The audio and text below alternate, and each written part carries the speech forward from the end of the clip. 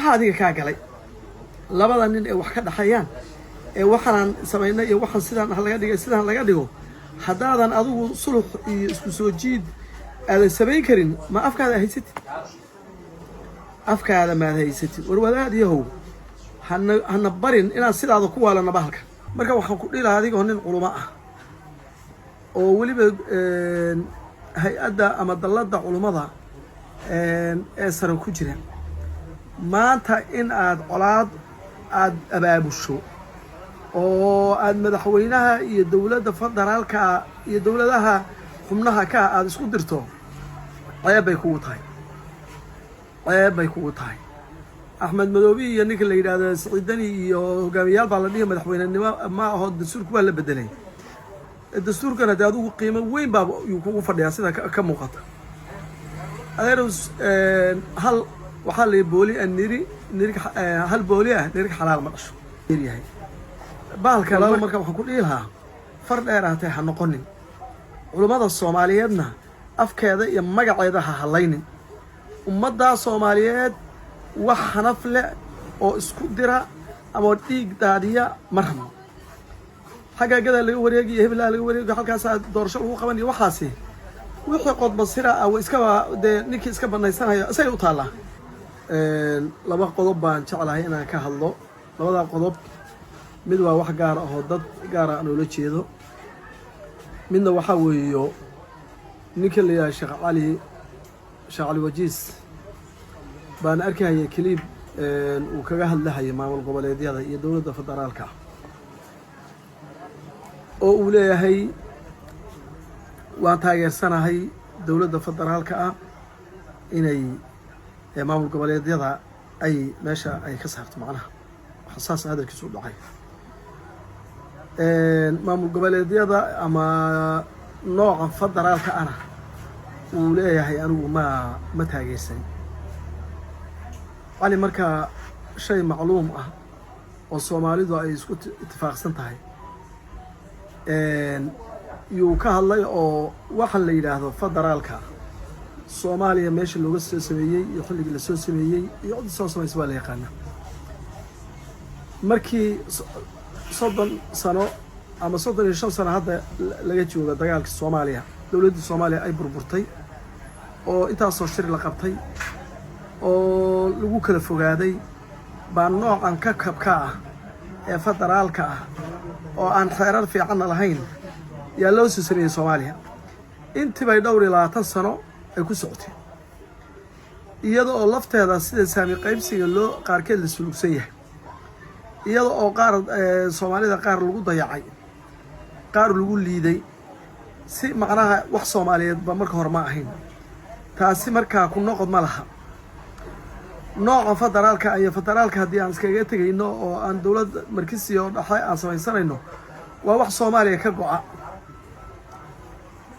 laakiin sheekhu waxaad moodaa inuu dhiil garaacahayo colaadeed ama marad dhiig leh uu hurgufahayo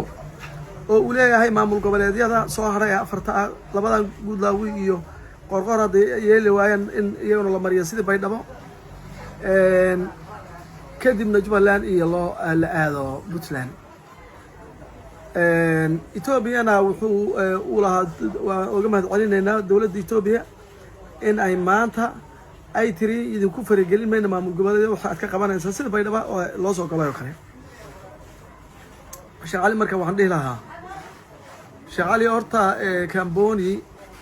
rag badan oo Soomaaliyeed baa ku dhintay dowladda federaalka iyo dowladda Jubbaland buu dagaalka ku dhaxmaray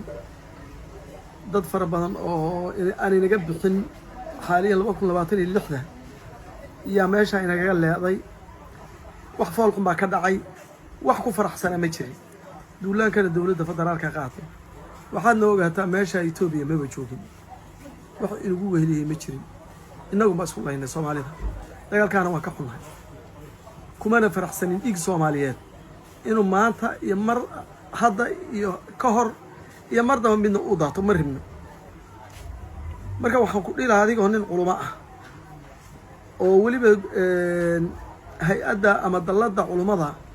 ee sare ku jira maanta in aad colaad aad abaabusho oo aad madaxweynaha iyo dowladda federaalka iyo dowladaha xubnaha ka aad isku dirto ceeb bay kugu tahay axmed madoobi iyo ninka la yidhaahdo siciidani iyo hogaamiyaal baa la dhihi madaxweynenimo ma aho dastuurku waa la bedelay dastuurkana dee adigu qiimo weyn baa yuu kugu fadhiyaa sida ka muuqata adeeros hal waxaa la booli hal booli ah nirig xalaal ma dhasho bahalkan markii horena waa la soo sameeyey haddana madaxweynaha sameeyey wax ka bedeshay laguma raacsano ama ha lagu raaco qiimo anigu agteeda dastuur anu aayad qur'aan iyo ma aho ku wardin mahayo laakiin waxaan ku dhihi lahaa sheekh cali ow sheekh baa tahaye diintaadii dastuur ha oga xalayna horta kow oo aayad qur'aana inay sheegtay isku dayin inuu yahay waxaan dastuurka hadda aad leedahay waa la bedelay oo sidan magacana lagu soo qoray magaca ama hogaamiyaha la yidhaahdo ama guddoomiyaha la yidhaahdo ama madaxweynaha la yidhaahdo ama wax kale ha loo bixiyo wixii heshiis lagu yahay soomaaliya heshiis ku tahay oo walaal lagu yahay dowladnimadeena ilaalinaya annagu hadda qaylo kama wadno laakiin adigu waxaad moodaa in aad wax kale uu kuu dheeryahay walaalo marka waxaan ku dhihi lahaa far dheeraatay ha noqonin culummada soomaaliyeedna afkeeda iyo magaceeda ha hallaynin ummaddaa soomaaliyeed wax hanaf leh oo isku dira ama dhiig daadiya ma rabno xagga gadaa laga wareegiyo hebelaa laga wareegiyo halkaasaa doorasho lagu qaban iyo waxaasi wixii qodbasira ah way iskaba dee ninkii iska banaysanaya isagay u taallaa dhan kale madaxweynaha culummada soomaaliyeed waxaan u malayn haddii uu yidhahdo 10 sanaan joogi 20 sanaan joogi inaynan hadalba ayna ka keenin soomaalidu laakiin waa inay heshiis ku tahay maxaa yeelay culummadu kaalintaa inay qabsatana marto laakiin waddanka in qalalaasan la geliyo iyo boob iyo dil iyo dhac iyo wixii aan soo marnay aan 35 sano ciqaab ahay soo marnay ma rabno hadda kuwan dhalinyarada lala dirirahayo dowladdii iyo maamul goboleedyada kulli ay hayaan oo dhowr iyo 10 sano ayaa la dhaqaajin lahay lagu kadeeday marka colaad Soomaaliyeed kuwaasa wax naga dameeya aan u baahannahay tu hadda cusub oo kowli ma rabno cali islaam baa intixaabo gurto oo qaadi weyday iyo kuwa kala doontay cali oo colaadii hore aad ka baran weyday ma haddana tu kale aad qaadaysaa aniga dee siiradaada horena ma qurux badna haddii la raaco anigu kuma caayi rabay laakiin xogta aan hayo dowladdii maxamed siyaad barre ee markasiga ahayd ee ciidanka xoog badan lahayd inaad fadwoonaysay xataa in lagu bixi karo oo bangiyadeeda iyo waxeeda la qaysan karo xataa kulli inaad dadkii culimadaaba nala jooga oo noo sheegay hadda magaca jamaacanu kuma hadlay sidoo hadda jamaaca kama tirsan itixaad waa lagaa eriyey waxaa lagaaga eriyey noocan qabaliga ah iyo laablakaca ah iyo maaragtay haliilkan aad haliilayso yaa lagaaga eriyey itixaadkina waxaan ku dhihi lahaa markaa warniyahow ma rabno in adigoo culimo ah oo magaca dalladii culummada xafiiskeedii fadhiya in aad haddana waxaan ummadda Soomaaliyeed kala geynaya hari qoyan inaad jiido ma rabno walaalow ha noqonin sidii bulcadaha ee maalintiina looda cawska ka gubahayay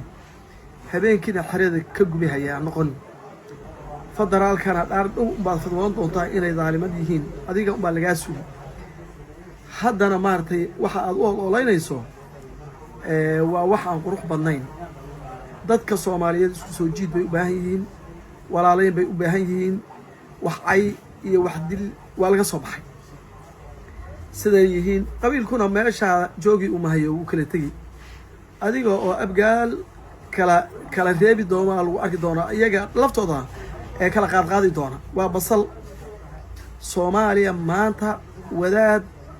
masala xumeeya uma baxna Soomaaliya maanta waxay u baahan tahay gamca nadiif haddii aad nin nadiif tahay maamul goboleedyadii madaxdoodii iyo dowladda federaalka ay xamar bay iskugu imaadeen markay kala boodeen maxaad gamcaha u qaban weydeen oo u dhihi weydeen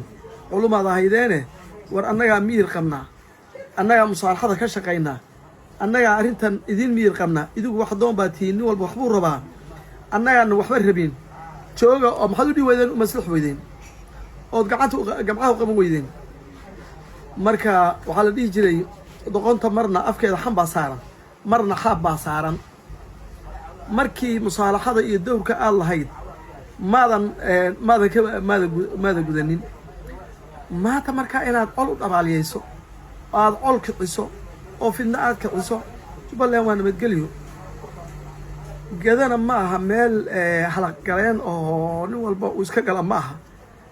waa dad mustaqbalkooda iyo dowladnimadka yaqaana waa dad ikhyaara oo la yaqaano laakiin meel loo soo dhuunto oo laga dhaari dusmaysa ma aha walaal waxaan ku dhihi lahaa dowladda ha u masala habaabin madaxweynahana dadka ha ku dirin madaxweynaha ummadda Soomaaliyeed ee qaranka ha u masala habaabinin ha u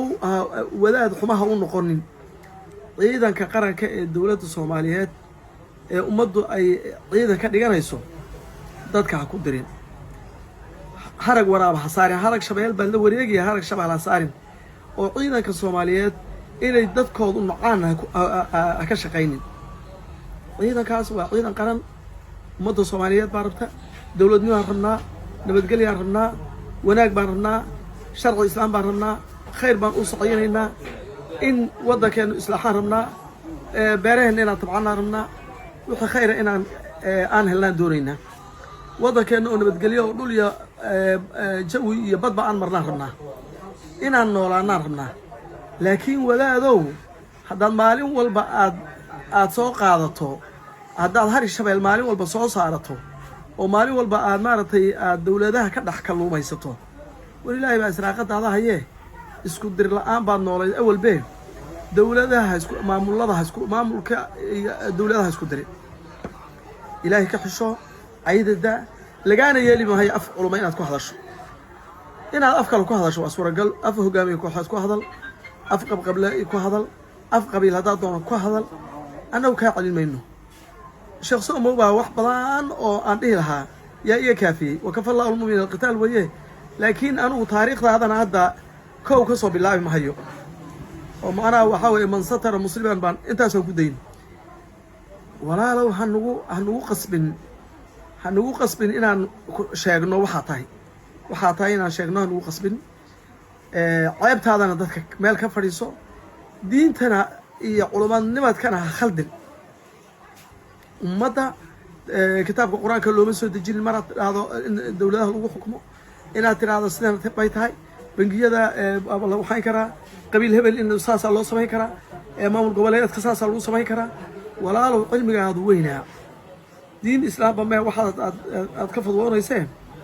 war ummadda Soomaaliyeed dowlad baahi bay u qabtaa laakiin dowladda ha ku dirin dadka naseexumadiida dowladda ha ku dirin dadkeeda waa la rabaa ama madaxweynaha ha noo joogo asaga ha noo joogo ku kala ha noo imaado annagu waxaan rabnaa waddankaas oo qalalaasa iyo qaylo iyo dagaal aan la gelinin nabadgelyaan rabnaa waxaan maqlahay adigoo leh madaxweyne axmed maxamed islaam wuu bukaa waa isbitaal buu u baahan yahay dowladdiina way u diiday inay diyaaradihii ay u furto waxaan codsanayaa in odaygaasi waa oday soo shaqeeyey ee dowladda ay isbitaal geyso oo waxaasaas adahay hadda miyaad habaartamaysa markaa yaa ku waxyooday oo ku yidhi ninkii wuu bukaa bal waxaa ma afkaada ah culumaa tahay haddii ay rag wax isku hayaan adigu ma waxaa tahay sameynihii ariga raacahayay markay ay insaarixiyaan iyagoon irmaanayn raacahaya miyaa tahay maxaa adiga kaa galay labada nin ee wax ka dhaxayaan ee waxaan samaynay iyo waxaan sidaan laga dhigo haddaadan adigu sulux iyo isku soo jiid aadan samayn karin ma afkaada haysatid afkaada maad haysatid war wadaad yahow hana barin inaad sidaada ku waalana bahalka